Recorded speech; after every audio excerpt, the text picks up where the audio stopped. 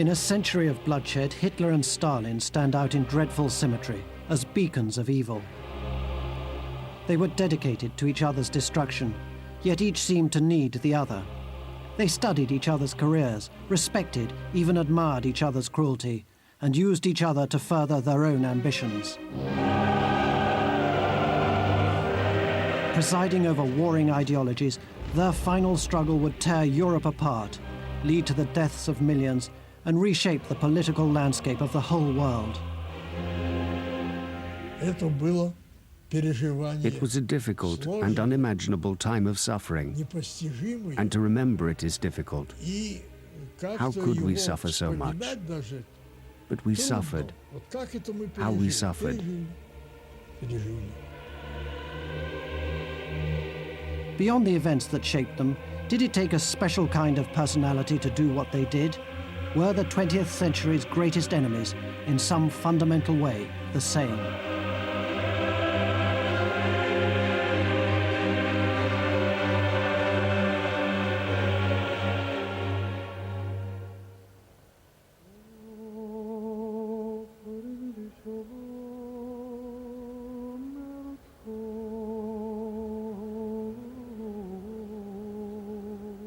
Both Hitler and Stalin were outsiders. They came from the far reaches of the great empires into which they were born. Both were later disdained as provincial, vulgar upstarts, and both spoke with strong regional accents all their lives. Joseph Stalin was born in 1878 in Gori in Georgia, where he's still a hero, despite having turned his back on his native land. He was born Joseph Dugashvili. Stalin, Russian for man of steel, was the revolutionary name he took in 1912. While no trace remains of Hitler's birthplace, to discourage unwelcome pilgrimage, Stalin's childhood home is still a shrine, encased in a marble facade with a museum next door. Proof, as Stalin said, that victors are never judged. Joseph Stalin was the son of a cobbler who terrorized his family. And as a child, Stalin suffered from smallpox, which scarred his face for life. His left arm was withered, the result of an early accident. He grew to be only 5'4" tall, something he was to hide with platform soles. Adolf Hitler, 10 years Stalin's junior, also had a far from idyllic childhood. He was bright but lazy and loved to dream of a life of adventure and excitement. From an early age, he devoured books about war and soldiering. His father, Alois, was a customs official. He wanted Adolf to follow him into the civil service. The boy was horrified, telling his father he wished to become an artist. "Artist? No, never as long as I live," was the reply. Like Stalin, Hitler grew up in a violent household.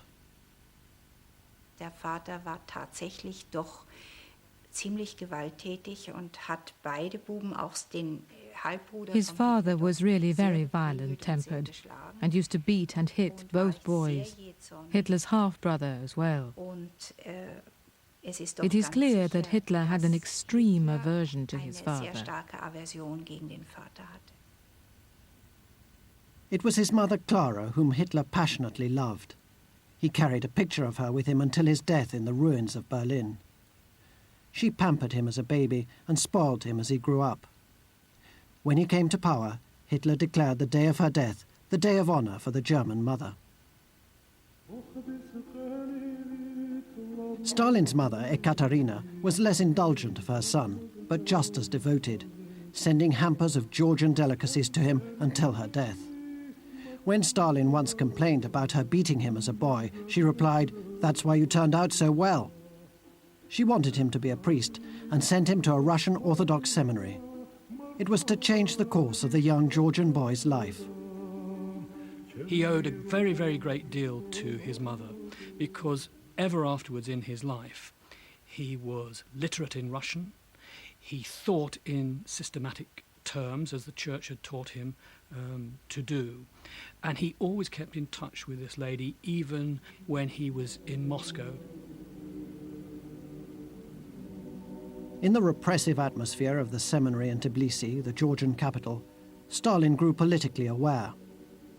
Instead of the Bible, he read smuggled copies of Marxist pamphlets. And instead of Christianity, he embraced the new communist faith. His daughter Svetlana was to say that it was here that he came to believe that men were coarse and intolerant, and that they lied and intrigued. In 1899, aged 20, Stalin left the seminary and dedicated his life to revolution.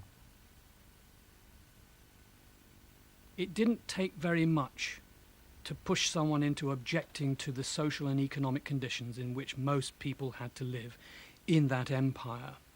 But few would-be revolutionaries became quite as committed to authoritarianism, to hierarchy, to discipline, to class war, to revenge of the poor against the rich, as did Stalin.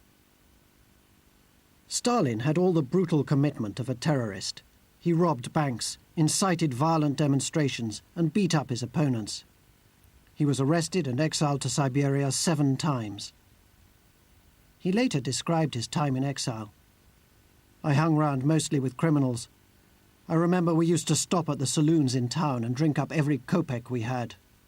The criminals were nice salt-of-the-earth types, but there were lots of rats among the political convicts."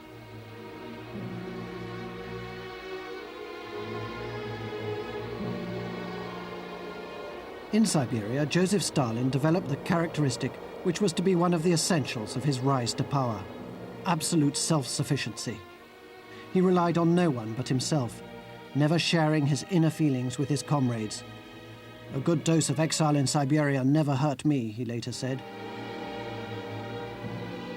Out of exile for a time in 1905, the wary, watchful provincial radical met the man who would transform his fortunes, Lenin, the Bolshevik leader. Lenin was immediately taken with the rough Georgian. Stalin appealed to Lenin for a variety of reasons. Firstly, Stalin was one of the few, obviously very able, organizers of the Bolshevik Party within Russia. Stalin had a lot of experience in revolutionary underground work. And it was quite natural that Lenin, looking around for people who could be entrusted with responsible functions within Russia, selected Stalin.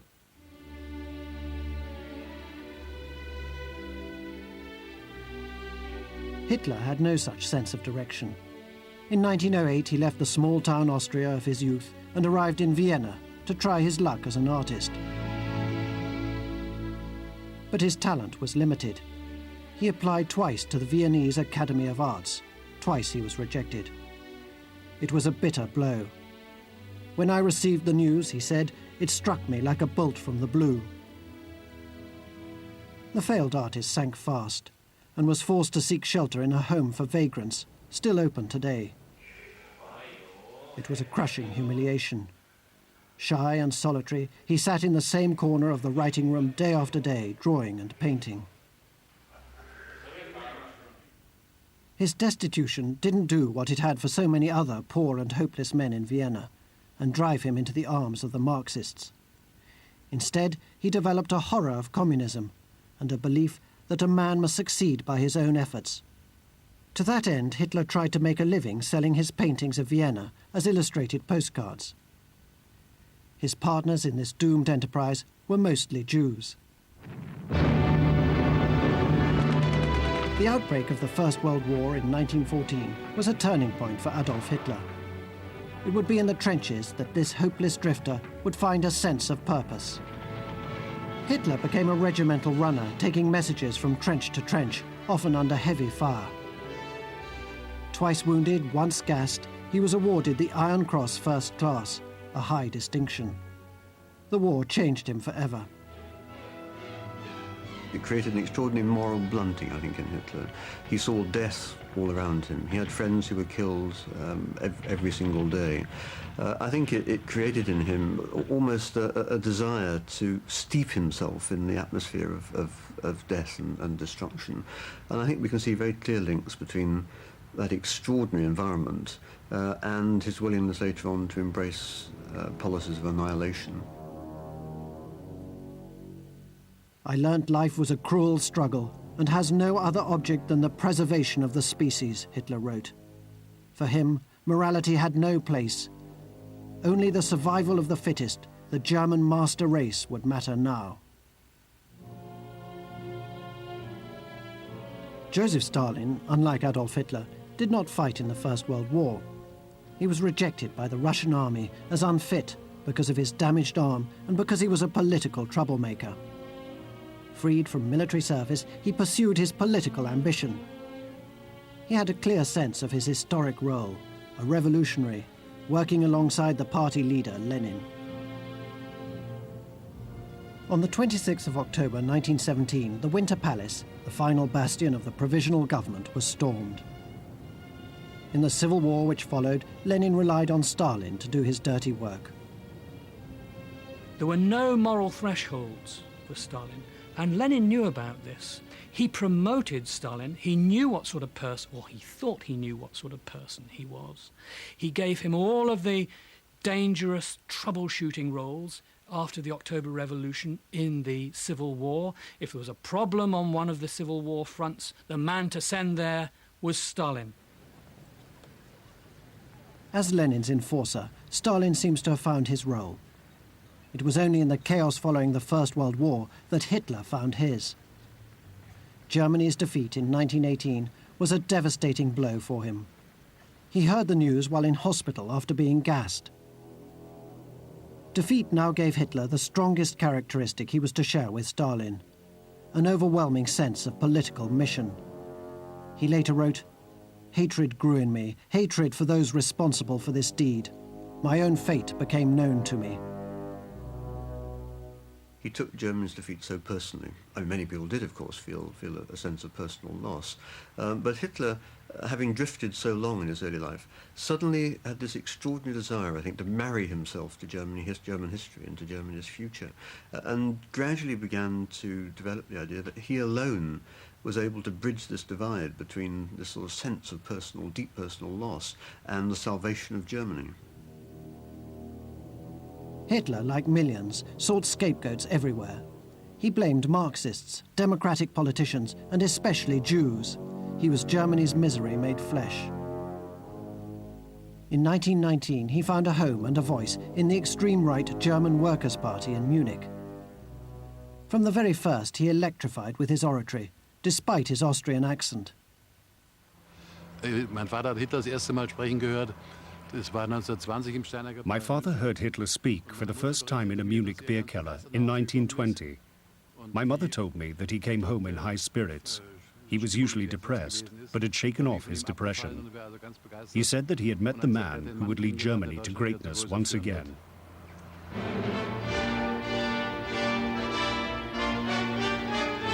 The power of his oratory gave him control over the fledgling party and his thousands of new members. In less than a year, Hitler had made it his own. He used all his artistic skills to create the party's image, the swastikas, banners and symbols, which would later reach their apotheosis at the Nuremberg rallies. He insisted on complete obedience to himself as Führer, the leader. Hitler was Nazism, and Nazism was Hitler. It was an extraordinary transition from the man who only 10 years before had been a homeless wastrel. Hitler set out his personal vision in a book, later a bestseller, Mein Kampf, My Struggle. Both Stalin and Hitler, of course, were outsiders. Stalin was a Georgian and Hitler, of course, was an Austrian, a point I think that is so often overlooked when one talks about the impact of Hitler on Germany. But they were, in that sense, like Napoleon, outsiders who had something to prove. They cut themselves off from their roots, and in that kind of rootless situation, had to tie themselves to something else. Stalin tied himself to Lenin's revolution. Hitler tied himself to the salvation for the German people. Stalin, meanwhile, already had his hands on the levers of power and was seeking to tighten his grip. But in a world where Lenin was the star, he had to veil his ambition, unlike Hitler, who made a virtue of his craving for power. Lenin appreciated Stalin's mixture of cunning and ruthlessness. That cook, he said, will concoct nothing but peppery dishes. The skills Stalin showed in dealing with party matters led to his appointment in 1922 as General Secretary of the Communist Party, and put him in a position where he could build his power base, especially when Lenin's health failed.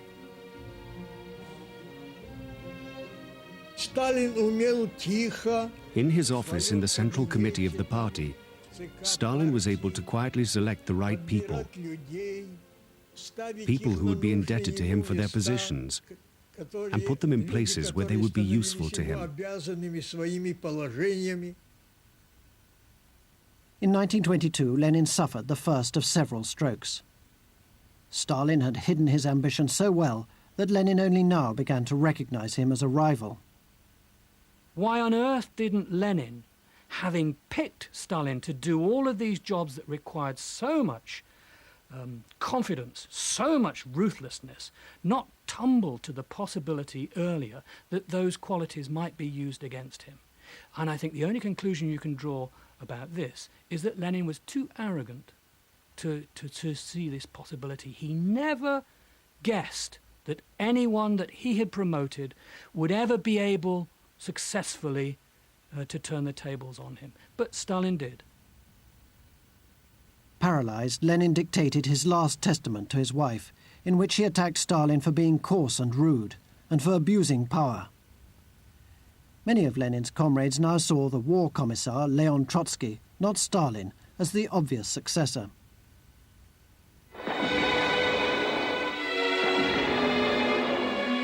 In January 1924, Lenin suffered his final stroke and died, giving Stalin the opportunity he had been waiting for. Now he could begin his campaign for supreme power within the Communist Party. He set himself up as the high priest of the new cult of Lenin. At the same time, he singled out his rivals for destruction. He plotted the downfall of Trotsky, his arch-rival, who had the charisma he so lacked. Trotsky was able to speak beautifully and to speak magnificently in public. He was a very talented orator. Stalin's genius in achieving power lay in his remarkable ability to get one group of people to destroy the other.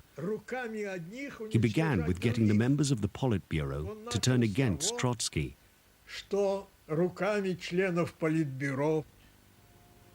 Trotsky was driven out of the Politburo and expelled from the party. He was destroyed.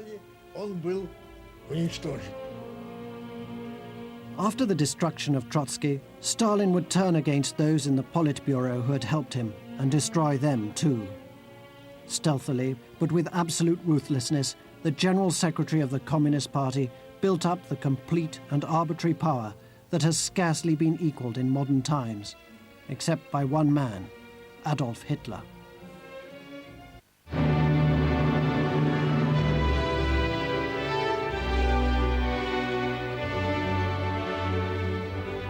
In January 1933, Adolf Hitler became Chancellor of Germany, not as he wished, as an outright victor at the polls, but as head of a coalition government. The task he had faced on the journey to power was very different from Stalin's. Stalin had manipulated a party and organization in place. Hitler had to create his from nothing. But like Stalin in Russia, many had underestimated the Führer. He used the same measure of cunning and manipulation to gain his ends. Germany's conservatives believed that once Hitler was in power, they would be able to control him. They were as wrong as Stalin's comrades had been. Wenn wir sagen, dass in Deutschland mindestens 20 Millionen Menschen zeugen. At the core of Hitler's power lay his ability to speak. His oratory connected him to the people and touched the wellsprings of their emotion. As a follower wrote, Hitler responds to the vibration of the human heart with the delicacy of a seismograph or a wireless set, enabling him to act as a loudspeaker, proclaiming the most secret desires, the sufferings and personal revolts of a whole nation. Before starting a speech, Hitler would feel the mood of the audience. An orator, he said, receives continuous guidance from the people before whom he speaks.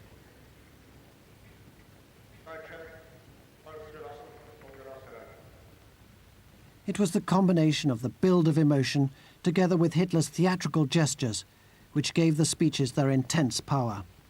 In uns selbst allein liegt die Zukunft des deutschen Volkes. Wenn wir selbst dieses deutsche Volk emporführen durch eigene Arbeit, durch eigenen Fleiß, eigene Entschlossenheit, eigenen Trotz, eigene Beharrlichkeit, dann werden wir wieder emporsteigen, genau wie die Väter einst auch Deutschland nicht geschenkt erhielten, sondern selbst schaffen mussten.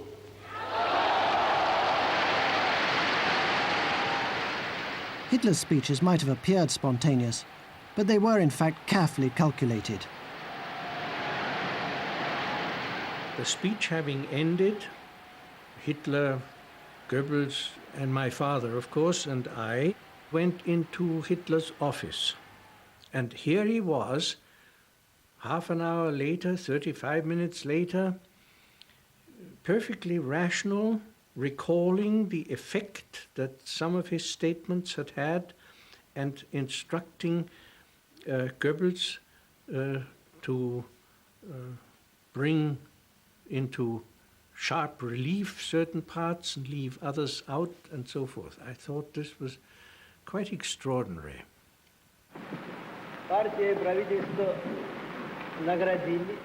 Stalin's hold on power had little to do with his public speaking.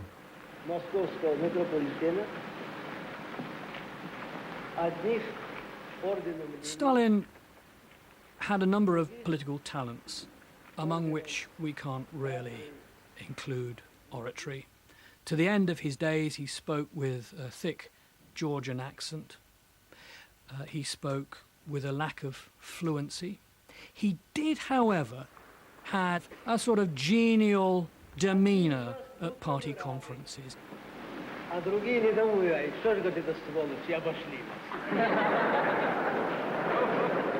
But it's inconceivable that he could have stood up at a Nazi rally, as Hitler did, and roused people to their feet.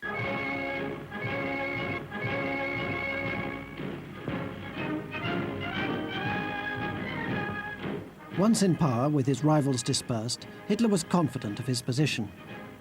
Unlike Stalin, he rarely felt seriously threatened by those close to him, and was loyal to his henchmen to the end.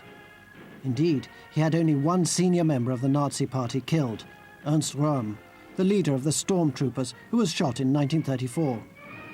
It was a pragmatic move by Hitler to widen his support amongst the middle classes and army.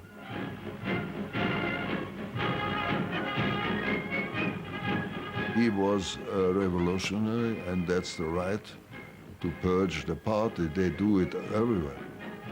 The so admired French Revolution was purging continuously and killing people, about 30,000 with the guillotine. No, so in compared with that and what happened in Russia, Hitler was a Sunday school man.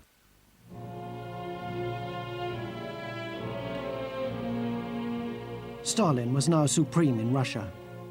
Like Hitler, he had all the powers of a dictator, and like Hitler, he used them to implement an intensely personal vision of the future. For Stalin, it was modernization, and nothing and no one was to stand in the way of its achievement.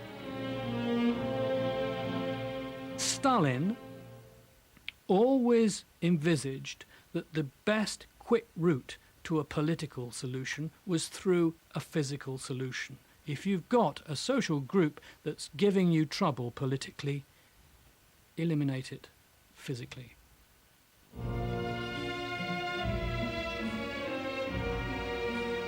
Ideologies need their enemies. Hitler's were outsiders, Jews, Marxists, gypsies and homosexuals. Stalin's were his own people, against whom he waged war in the name of the state. He regarded the Russian peasantry, especially the richer kulak smallholders, as rural capitalists holding back the revolution. Millions of peasants were uprooted from their homes and forced into collective farms and the new industrial cities. The result in the Ukraine, one of the most fertile regions on earth, was starvation. 4 million are now estimated to have died. Stalin But Stalin was determined to achieve his goals, whatever the human cost. He believed his drive to modernize the economy justified his claim to be the heir to Lenin. In a series of 5-year plans, he set impossible goals: the building of vast capital projects, canals, dams, railways, and the creation of entire new industries. Russia was brought into the modern age, but the advance was only made possible by slave labor.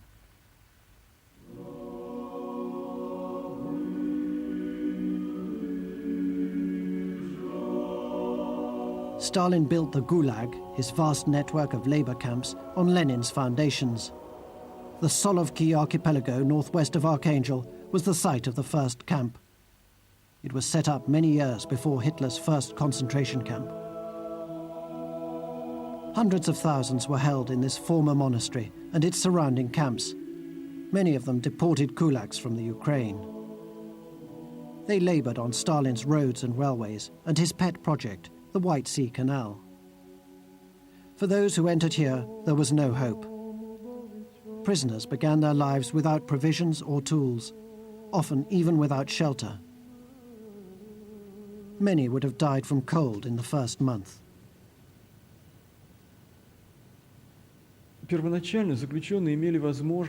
Originally, the prisoners had the possibility of working hard so as to cut their sentences. But then Stalin suggested that prisoners who worked well should not be released from the camps. In effect, the terms gradually began to increase. If at the beginning a prisoner was given 3 years, the terms were then increased from 5 to 10 and up to 25 years.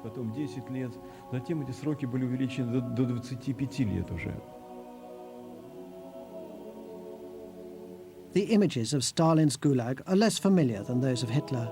Yet, with their watchtowers, barracks and barbed wire, they mirror the Nazi concentration camps. Both systems took a terrible toll of the camp populations, but the Gulag Stalin began at Solovki was to last more than half a century and end only with the fall of communism.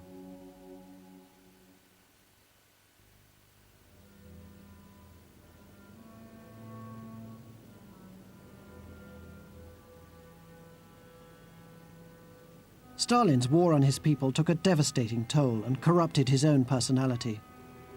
He spent much time in the Kremlin, working or watching films, one of his few means of contact with the outside world. He became more and more isolated from the people he ruled.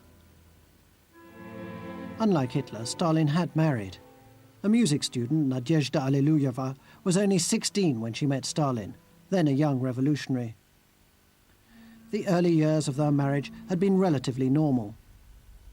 But as time passed, his wife became upset by his brutal methods.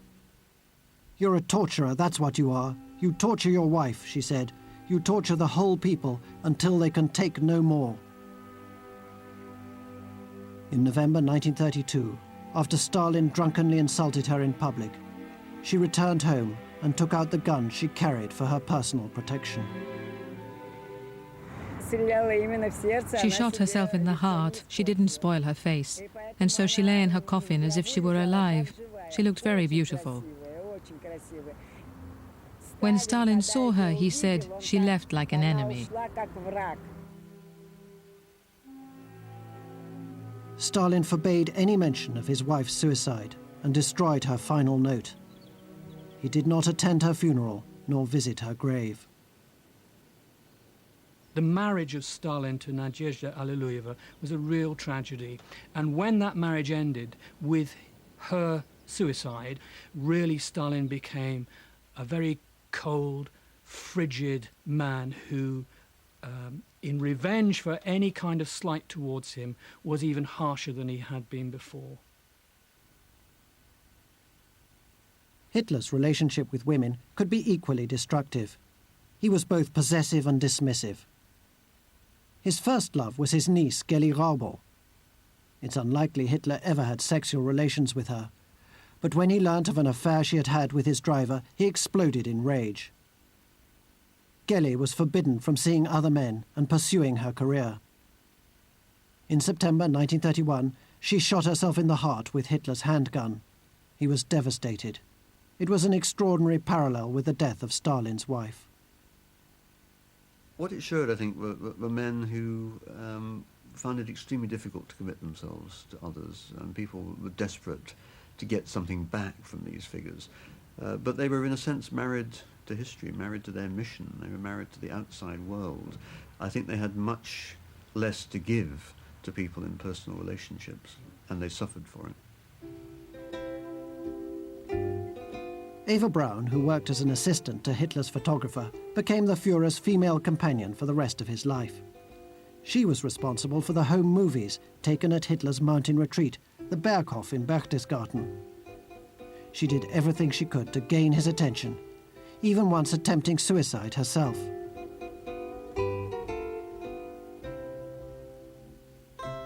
She was 17 years old when she met him first time. And he was 23 years older. And he adored her. And she was happy to have a man who adored a little girl. It was no normal relationship. Hitler, like Stalin, kept his private life a secret. Eva Braun was hidden from the German people. Hitler had no family, yet he had a rapport with young children. But with adults, he was always aloof. Quite unlike Stalin, he was a teetotal vegetarian and a militant non-smoker who disapproved of raucous behavior. Hitler hated the petty routine of ruling. Unlike Stalin, he refused to read long state papers. At the Berghof, he would rise late and often do nothing all day. Joseph Stalin was always on his guard. Working alone at his Kuncevo dacha, at his desk day and night, he was nicknamed Comrade Card Index. He showed a diligence which Hitler lacked completely. It was the key to his power. As time passed, his paranoia increased. He became distrustful of all those around him, even closest colleagues and friends, and so he disposed of them. He would often appear as chief mourner at the never-ending stream of funerals. More often than not, he used to be burying his own victims, who were killed according to his orders. He had this principle. He used to say, if there's a person, there's a problem. No person, no problem. In 1936, Stalin's show trials began. Disagreement with the leader on any issue, however trivial, had become a capital crime for which there was only one sentence: death. Former friends and associates of Stalin confessed under torture to the most extraordinary crimes, which they had never committed.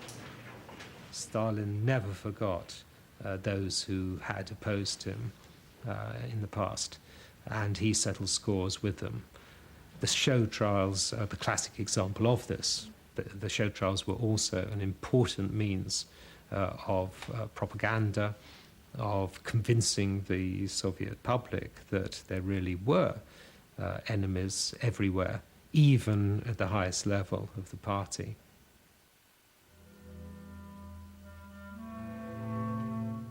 The state prosecutor, Andrei Wyszynski, and his victims were reading from a script. Stalin had carefully stage-managed every last detail of the charade. He even had a secret vantage point from which he could follow the proceedings, and seems to have taken a sadistic delight in the humiliation of his former comrades. As he once said, "My idea of a perfect day is to plan a beautiful revenge on an enemy, carry it out, and then go home peacefully to bed." I believed in this, as many other people believed. There was belief in Stalin then. It had to be either or. And at that time, you could either believe in Stalin and not doubt, or not believe in Stalin and become one of those people who were sent to prison and shot. It was not a difficult choice.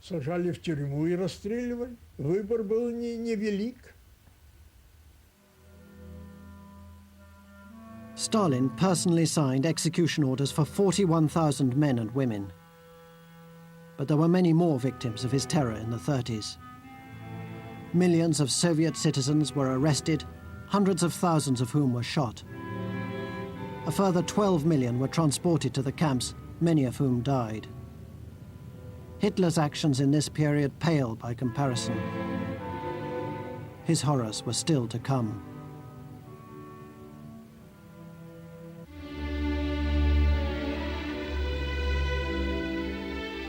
By 1938, Hitler and Stalin were absolute masters in their own domains, and as the balance of power in Europe shifted, they began warily to circle each other. "I have read a book on Stalin," Hitler said. "He's a tremendous personality who took the whole of that gigantic country firmly in his iron grasp." Both dictators were very aware of the other. They gazed at each other across Europe. They wondered what the other was like, what made the other tick, what was his grip on his people like. And the few glimpses we have, both from Hitler and from Stalin, show that there was something like a mutual admiration between them. I mean, they both respected the fact that they had come from very humble backgrounds and had triumphed against all the odds to lead great powers. Following the annexation of Austria, Hitler continued to expand the Third Reich. In 1939, he began to eye his next target, Poland.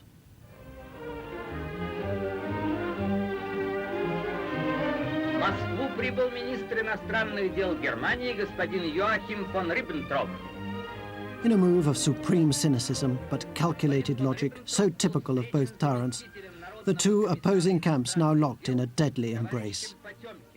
In the summer of 1939, Hitler sent his foreign minister von Ribbentrop to Moscow to sign a non-aggression pact with Stalin. The advantages were clear to both.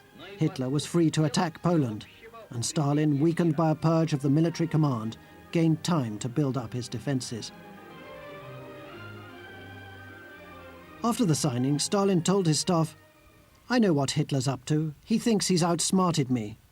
But actually it is I who has outsmarted him." Events were to show how wrong he was. The pact with the enemy plunged the world into war and sealed Poland's fate. A secret agreement between the dictators divided Poland between them. For those living under the new regimes, there was little to distinguish one from the other. Stalin attempted to do the same thing that he'd already done in Russia. He deported the kulaks, he shot intellectual and political leaders, and he Sovietized the country. Similarly, Hitler, in moving into Poland, set about an even more ruthless extermination of the Jews, eradication of the Jews, than had already taken place in Germany.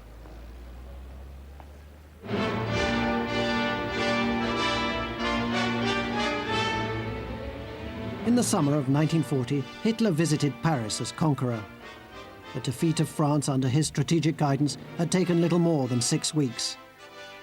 His military success, completed so swiftly, reinforced his self-image as a military and political genius on a par with Napoleon, whose tomb he visited. Just as Stalin saw himself as the heir to the Tsars, Hitler claimed, "I shall go down in history as the greatest German of them all." Now, intoxicated by his success, his attention turned to the east once more. He ordered his generals to prepare a lightning strike against the Soviet Union, to take place in early summer. All the while, Stalin was convinced that Hitler would not attack, despite all the intelligence he was receiving. When the war began, he didn't believe reports saying that Hitler's army had approached the border from Murmansk to Odessa. That couldn't be hidden. There were reports from spies, ambassadors and deserters. He didn't believe anyone. Paradoxically, he only trusted one person, and that was Hitler. Это парадоксально, но он поверил Гитлеру.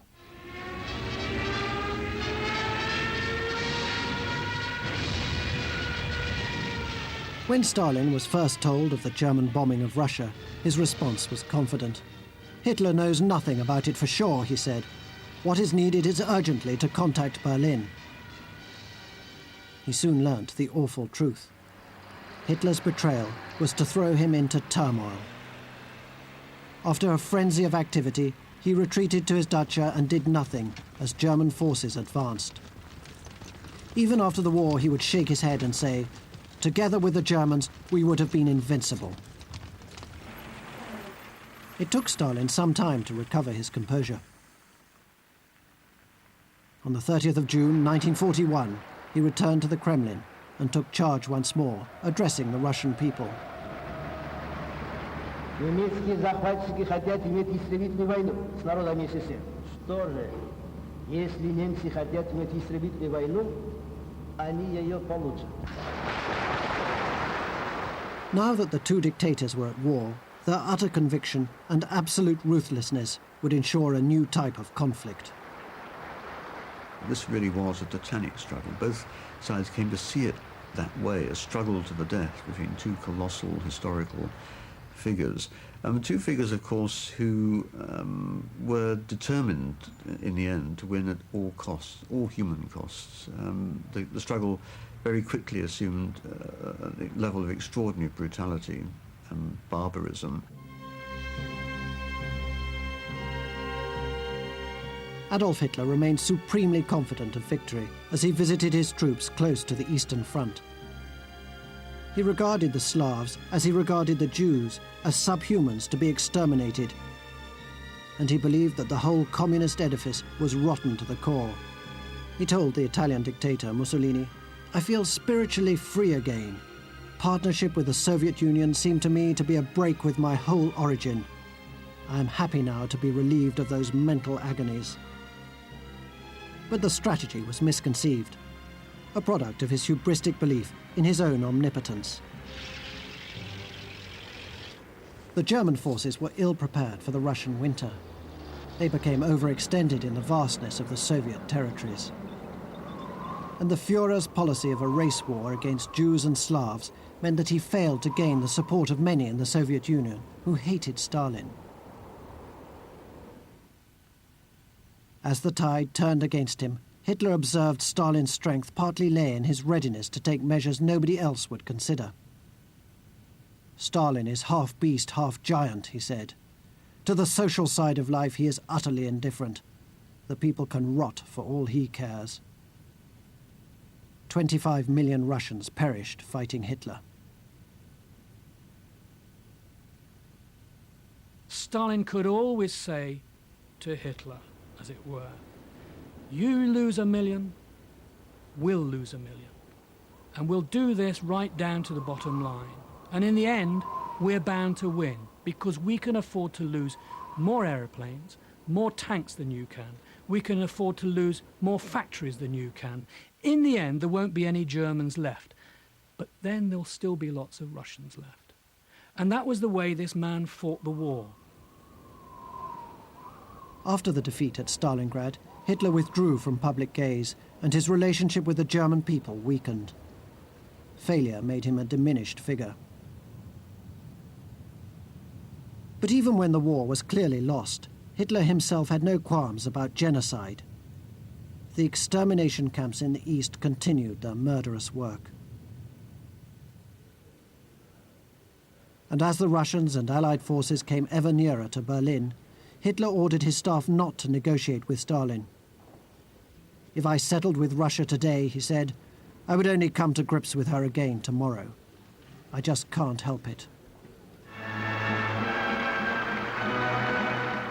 Whereas Hitler consistently ignored the advice of his generals and overrode them, Stalin learnt from his mistakes. There is a dialogue between him and his generals which proves more and more fruitful. And ultimately, of course, the Soviet Union wins its great victory and destroys Nazi power on the Eastern Front and plays the largest part in the military defeat of the Third Reich. In March 1945, the Führer appeared for the last time in public as he gave bravery awards to Hitler Youth in Berlin. The strain of war had aged him prematurely. He seemed much older than his 56 years. 1 month later, Russian soldiers advanced through the ruins towards Hitler's bunker. In his final testament, Hitler had no gratitude for the German people whom he had led to destruction. Instead, he acknowledged the Slavic people as the new master race whose resilience and fighting power had brought them to the gates of Berlin. On the 30th of April 1945, he committed suicide with Eva Braun. He was a very broken man. I don't think it was hard for him to die.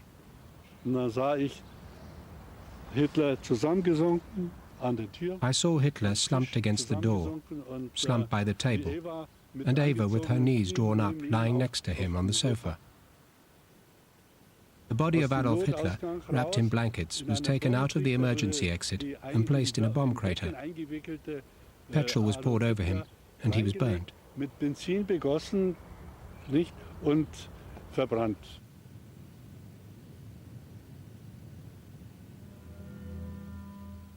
Unser Führer Adolf Hitler heute Nachmittag in seinem Befehlsstand in der Reichskanzlei bis zum letzten Atemzuge gegen den Bolschewismus kämpfend für Deutschland gefallen ist.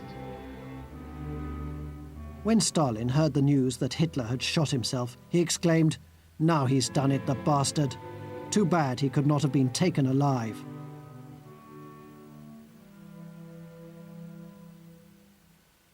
With Hitler dead and the war over, Stalin was more powerful than ever. Товарищ Stalin. The cult of personality reached new heights. The people genuinely revered Stalin as the savior of his country in the fight against fascism.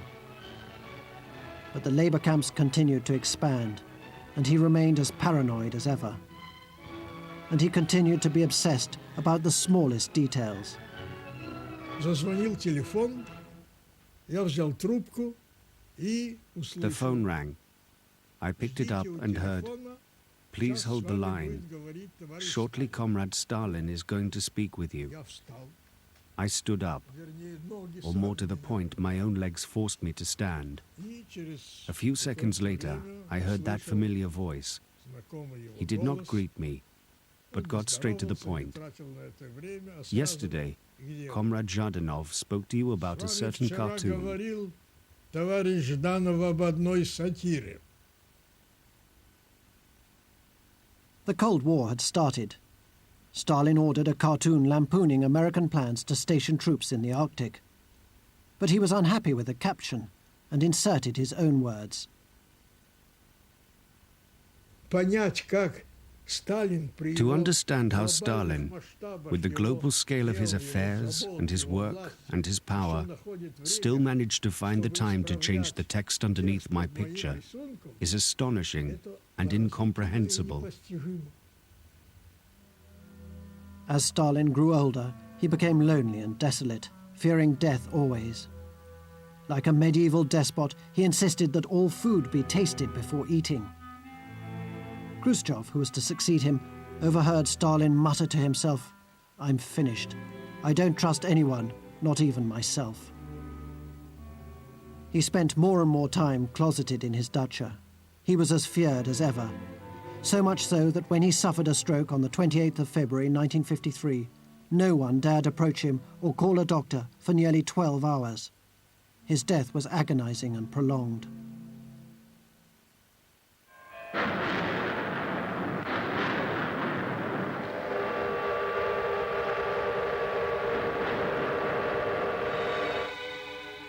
Despite Stalin's crimes, his death came as a hammer blow to the Soviet people. Many seemed almost to believe in his immortality. But to this day, despite his tyranny, Stalin retains a place in the heart of the Russian people.